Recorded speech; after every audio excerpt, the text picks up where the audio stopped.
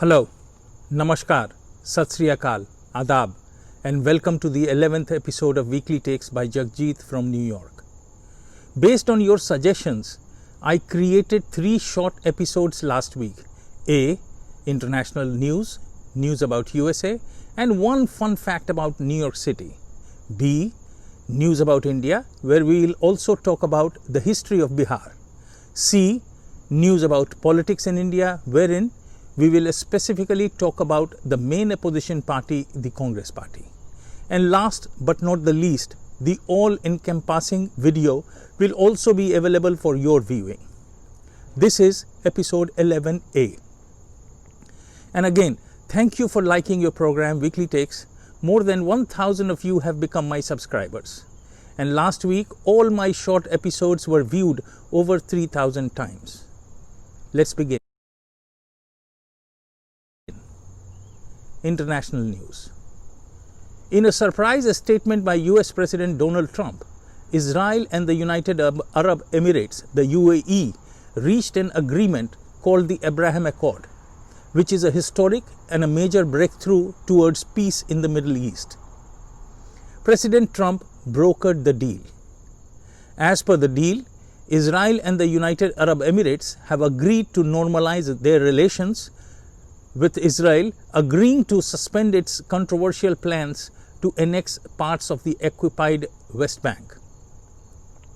Israeli Prime Minister Benjamin Netanyahu said it was a historic accord, adding, "A new era opens between Israel and the Arab world." But on the other hand, Palestinian Authority President Mahmoud Abbas trashed the peace accord and called it a betrayal of Jerusalem. What are your thoughts? Will it nurture peace in the region? Remember the Beirut explosion we spoke about in the last episode? In a statement released on Friday, the FBI will be joining Lebanese and other international investigators in the probe of the massive explosion at Beirut's port that killed more than 170 people, injured thousands, and caused widespread destruction. In another news, according to the Indian ambassador to the USA, Taranjeet Sandhu, who incidentally is also a friend of mine, Hyderabad-based Biological E has entered into a collaboration with Houston-based Baylor College of Medicine to develop pandemic vaccine for global public health access. We all are awaiting a successful release of the same. News from the South Asian subcontinent. India announces $500 million assistance for a mega infrastructural project in Maldives.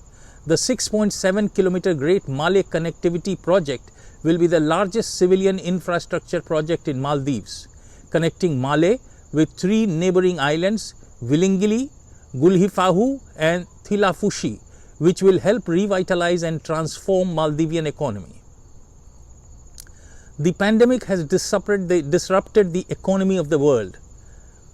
UK economy has officially entered recession with a 20.4% contraction in the second quarter. Situation in other European and Asian countries are not very bright. Moving over to news about USA.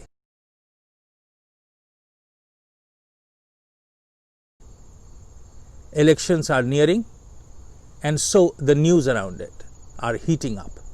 Joe Biden has picked up Kamala Harris as his vice presidential running mate. South Asians are euphoric but greatly divided, not over the vice presidential nominee but over the 2 left-leaning Democratic Party in general. We'll discuss it in detail in later episodes as the election nears. In a report from a latest election poll, Trump trails Biden by only 4 percentage points. The numbers remain largely unchanged from previous polling.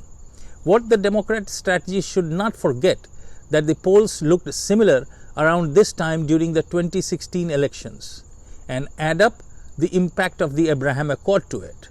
In another election-related news, US Attorney John Durham announced today that an ex-FBI lawyer will plead guilty to giving false statements in the Russia conspiracy hoax connected to Trump's 2016 campaign.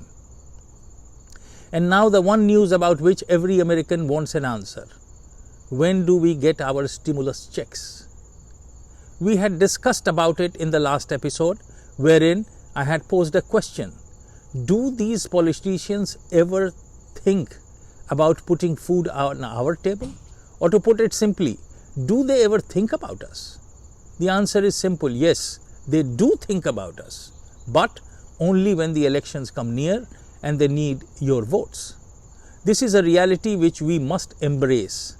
By the way, as far as another round of stimulus checks for the Americans and unemployment benefits are concerned, they aren't likely to be approved until at least after Labor Day, as lawmakers have left Washington for a summer break without agreement on a relief package. Let's see what Trump's executive orders does. On another note, the Department of Justice has notified Yale University of its findings that Yale illegally discriminates against Asian American and white applicants in its undergraduate admissions process, in violation of the Title VI of the 1964 Civil Rights Act. The findings are the result of a 2-year investigation in response to a complaint by Asian American groups concerning Yale's conduct. What do you think about it? Do you feel you were ever discriminated? Share your views. Write in the comment box. Another news. Federal custom officers have seized 1,513 shipments from overseas containing fraudulent documents, 19,888 counterfeit US driver licenses at Chicago International Airport this year through the end of June. Most of these shipments were from Hong Kong, China and South Korea. Were these to impact the November elections in any way? Think about it. Now, moving over to one interesting fact about New York City. Let's look into the history of New York and test your knowledge. How many questions do you know? Did you know that New York City was originally called New Amsterdam? While the official seal of the city proclaims that New York City was founded in 1625, many historians argue that the first settlers arrived in 1624. What do you say? Most of the initial colonists were Dutch, and they were feeling the religious persecution of the Spanish Inquisition. Chief among the goals of the settlers was the development of a fur trading post. That is why beavers are on the New York City seal. Now you know. The first settlers established their camp on Governor's Island. The next year, they set out to colonize Lower Manhattan. In 1626, Peter Minuit purchased the land from Native Americans. The island, Manhattan, derives its name from the Native American tribe that lived here called the Mannahatta. Initially, Manhattan was little more than a cattle pasture. Can you imagine that? Manhattan, cattle pasture? How many of them did you know? Share your score with us. Say something in the comment box, and yes, if you like your program Weekly Takes, do not forget to press the subscribe button and also the bell icon to be informed about the other episodes. Thank you. Have a good day.